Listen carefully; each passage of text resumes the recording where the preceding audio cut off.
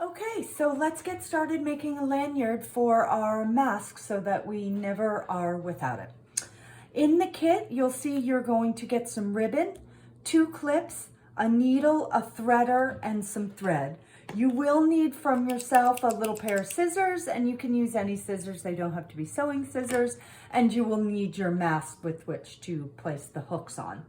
So first thing we're gonna do is take the ribbon off the card. We're just going to unwrap it. I've measured it to about the correct length, but you might want to put it around your own neck to measure it to your own specifications. We're going to also take the 2 clips off the card, and do make sure that the clip is correctly done with this little thing on the inside. And next we have the needle and the threader.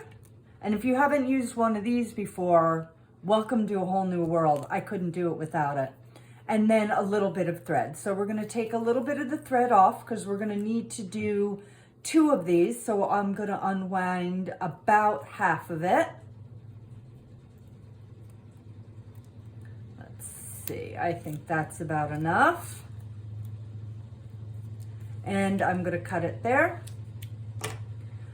You're going to take your threader and put it through the eye of the needle.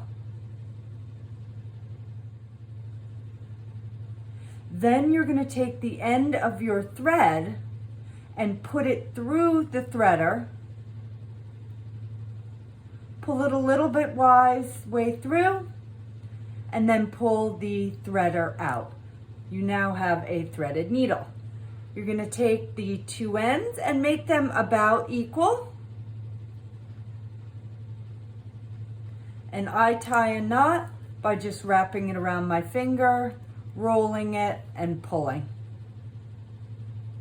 I'll do that 1 or 2 times just to make sure that the knot is good and strong. You're then going to take the end of the ribbon and feed it through the clip and fold it on itself. Now, in order to hide the end, I would suggest that you go in between the 2 layers. I'm on top of the bottom one and underneath the top one, and just go through once. That will keep the knot on the inside and it won't be as annoying at the end. And I'm just going to go back and forth. If you are an experienced sewer and you know specific different kinds of stitches, please feel free to use them. And I'm just going to go back and forth a few times. There won't be a lot of pressure on this, so don't worry about making this too strong. You don't have to go back and forth too many times. I'm really just doing some stitches here just to keep it strong. So once you've gone back and forth a couple times, I'm going to take a little knot by again going between the 2 layers of ribbon, taking this loop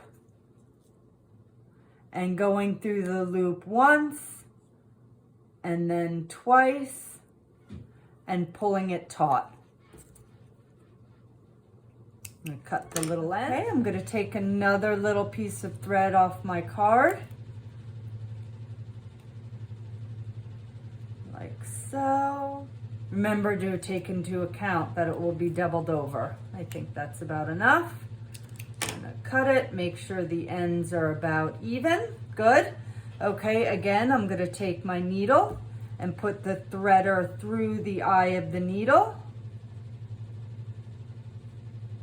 And then you put the thread through the eye of the threader.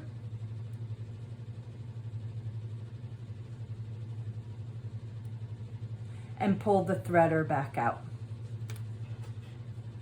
Pull the end so that they're about even. And I wrap it around my finger and roll it a little bit to create that knot. That one came out a little bit messy, so I'm just going to trim the end so it's not straggling anywhere. Okay, I'm going to make sure that the ribbon is lying flat. feed it through the other clip, fold it on itself. And again, I'm going to start in between.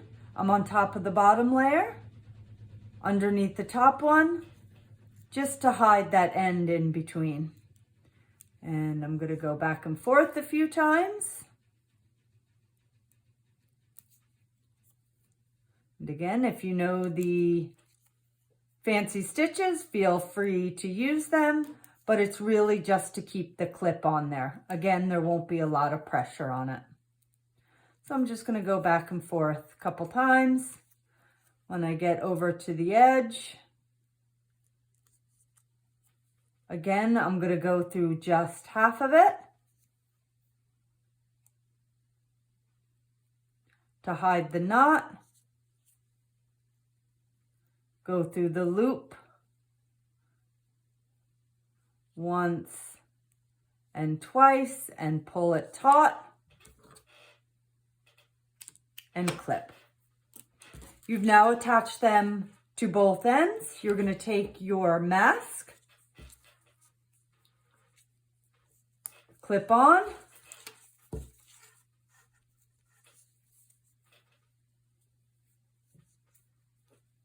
and clip on, and there you have it.